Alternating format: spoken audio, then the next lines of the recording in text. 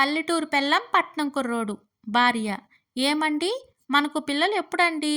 భర్త: light of చేస్తే నువ్వెక్కడున్నావని నేను వెతుక్కోవాలి, నేను ఎక్కడున్నానో నువ్వు వెతుక్కోవాలి. అంత కర్రీగా ఉన్నాం ఇద్దరం. ఇప్పుడు మనం పిల్లలు కన్నాము అనుకో, వాళ్ళని మనమిద్దరం కలిసి వెతుక్కోవాలి. భార్య: కర్రీగా ఉంటే ఏమండి, మేకప్ వేస్తే అందరూ తెల్లగానే కనిపిస్తారు. భర్త: ముందు వెళ్ళి ఆ చీర మార్చు, చూడలేక చస్తున్నా. భార్య: ఈ చీరకి ఏమైందండి? మీకు ఒకటి చెప్పనా? నేను బయట కూర్చుని ఉన్నానా, ఒకడు నా దగ్గరికి వచ్చి, వాళ్ళమ్మో, చీరలు ఎంత బాగున్నావో అని అన్నాడు తెలుసునా? భర్త: అవునా, అప్పుడు నువ్వేమన్నావు? భార్య: నేనేమంటానండి, వాళ్ళ జుట్టు పట్టుకుని బరాబరా ఈడ్చి గుంజేసి గుంజేసి అటు ఇటు తిప్పాను. భర్త: చిన్న చిన్న వాటికి గొడవలు పడకూడదు, అలా గొడవ పడ్డావు అనుకో, అదే పెద్దదైపోతుంది.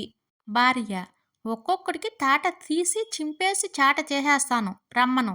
భర్త: ఒసేయ్, అలా అనకూడదే. భార్య: అవునండి, చెప్పడం మర్చిపోయాను. ఉదయం నేను కల్లాపు చల్లడానికి బయటికి పోయానా, మన పక్కింటి ఆవిడ కనిపించింది. రాత్రి తెల్లగా ఉన్నది, ఉదయాన్నే ఇంత కర్రీగా ఉన్నది ఏంటండి? భర్త: వాళ్ళు మేకప్ వేసుకుని ఉంటారు. భార్య: నేను మేడ మీదకి బట్టలు ఆరేయడానికి వెళ్ళానా, అక్కడ ఒక ఆవిడ బట్టలు ఇప్పుకుని తిరుగుతుందండి. భర్త: బట్టలు విప్పుకుని తిరుగుతుందా? భార్య: ఇప్పుడేంటండి కిటికీల జాకెట్ వేసుకుని ఉంది? భర్త: అది స్టైలే.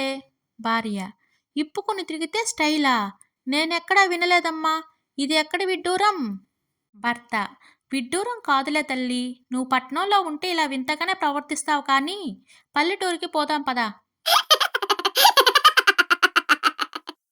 కవిత: ఏమండి, మీకు జీవితంలో ఎదురైన అతిపెద్ద సమస్య ఏంటి?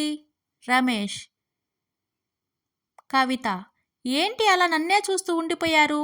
ఆ సమస్య ఏంటో చెప్పండి.